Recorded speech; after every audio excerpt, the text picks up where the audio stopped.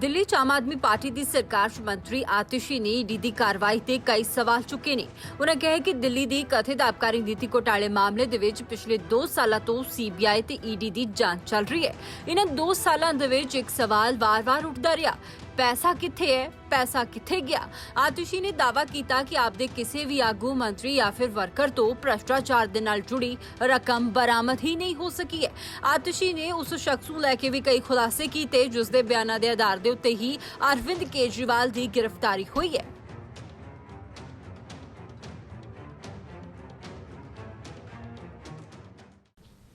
दिल्ली के तथाकथित शराब घोटाले में 2 साल से सीबीआई और ईडी की जांच चल रही है। इस 2 साल में बार बार चाहे लोअर कोर्ट हो, चाहे हाई कोर्ट हो, चाहे सुप्रीम कोर्ट हो, एक सवाल बार बार उठा है कि मनी ट्रेल कहां है, पैसा कहां गया। ऐसा कहा गया कि शराब कारोबारियों को मुनाफा पहुंचा, बहुत ज्यादा मुनाफा पहुंचा। लेकिन अगर उन्हें मुनाफा पहुंचा तो उन्होंने किसको रिश्वत दी, उन्होंने किसको पैसे दिए? क्योंकि 2 साल की जांच के बाद, सैकड़ों रेड के बाद, हजारों लोगों को क्वेश्चन करने के बाद आम आदमी पार्टी के किसी भी नेता, किसी भी मंत्री, किसी भी कार्यकर्ता के पास से 1 रुपए की भी प्रोसीड्स ऑफ क्राइम की रिकवरी नहीं हुई।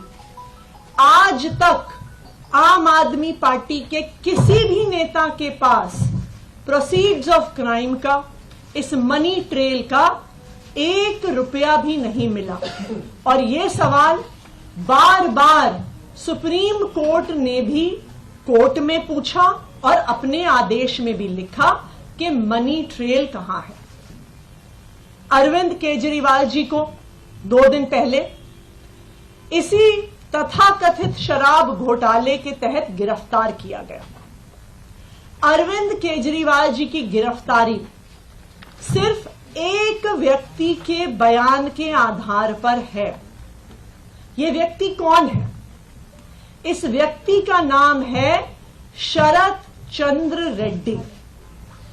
शरत चंद्र रेड्डी औरोबिंदो फार्मा करके एक बहुत बड़ी दवाइयां बनाने की कंपनियों के मालिक हैं। इनके पास कई और कंपनियां भी हैं, जिसमें से 2 प्रमुख कंपनियां हैं, एपीएल हेल्थकेयर और यूजिया फार्मा।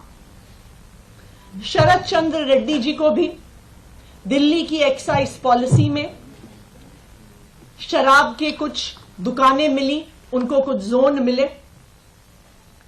शरत चंद्र रेड्डी को 9 नवंबर 2022 को क्वेश्चनिंग के लिए बुलाया गया और शरत चंद्र रेड्डी ने साफ साफ कह दिया कि मैं कभी अरविंद केजरीवाल से मिला नहीं, मेरी उनसे कोई बात नहीं हुई, मेरा आम आदमी पार्टी से कोई लेन देन नहीं है। जैसे ही उन्होंने कहा कि मैं अरविंद केजरीवाल से मिला नहीं, उनको तुरंत अगले दिन ईडी द्वारा गिरफ्तार कर लिया गया। कई महीने जेल में रहने के बाद एक दिन शरद रेड्डी जी ने अपना बयान बदल लिया। शरद रेड्डी जी कहते हैं कि मैं अरविंद केजरीवाल जी से मिला भी। शरत रेड्डी जी कहते हैं कि मेरी उनसे शराब घोटाले पे बात भी हुई। और जैसे ही शरत रेड्डी ये कहते हैं, उनको जमानत भी मिल जाती है ईडी के द्वारा। लेकिन ये तो सिर्फ बयान है। पैसा कहां है? मनी ट्रेल कहां है?